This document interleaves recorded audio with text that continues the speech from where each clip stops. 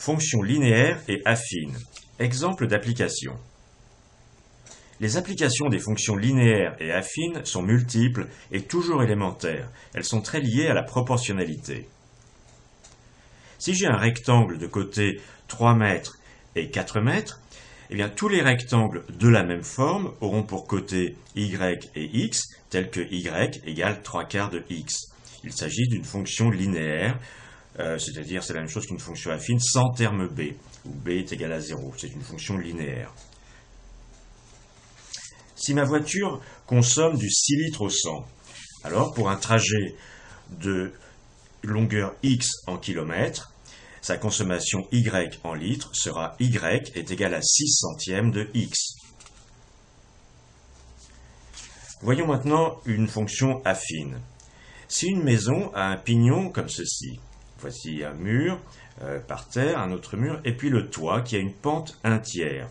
Supposons que la hauteur jusqu'au bord du toit ici soit 4 mètres. Alors, la hauteur AB sous le toit à une distance x du bord du mur, eh bien c'est tout simplement AB est égal à 4 mètres plus x sur 3. Donc il s'agit d'une fonction affine où le coefficient directeur c'est 1/3 et l'ordonnée à l'origine c'est 4. Vous vous rappelez qu'on devait résoudre, on a résolu l'équation 4 fois x plus 3 égale x plus 63. On l'a fait avec de l'algèbre, on l'a vu de différentes manières.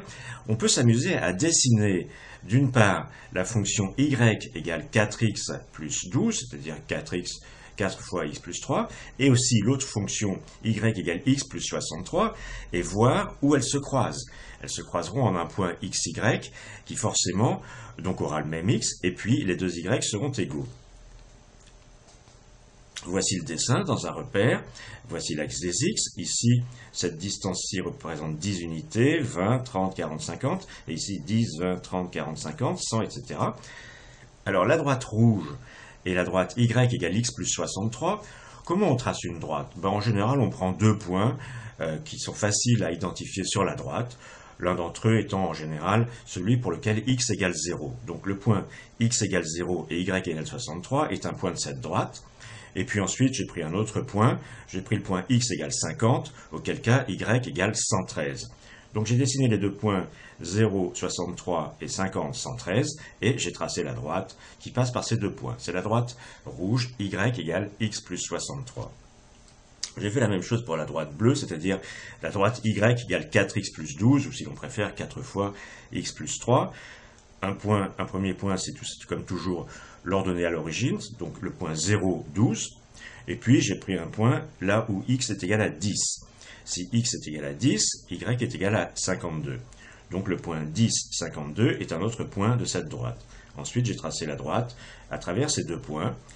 Et maintenant, on voit où elles se croisent. Elles se croisent aux alentours de 17. Et dans ce cas-là, l'ordonnée est égale à 80. Le dessin n'est pas extrêmement précis et il se trouve que je connais bien, évidemment, et vous aussi, les résultats sans géométrie. Mais enfin, la géométrie, surtout quand elle est bien faite, soigneusement faite, permet de résoudre ce genre de problème aussi.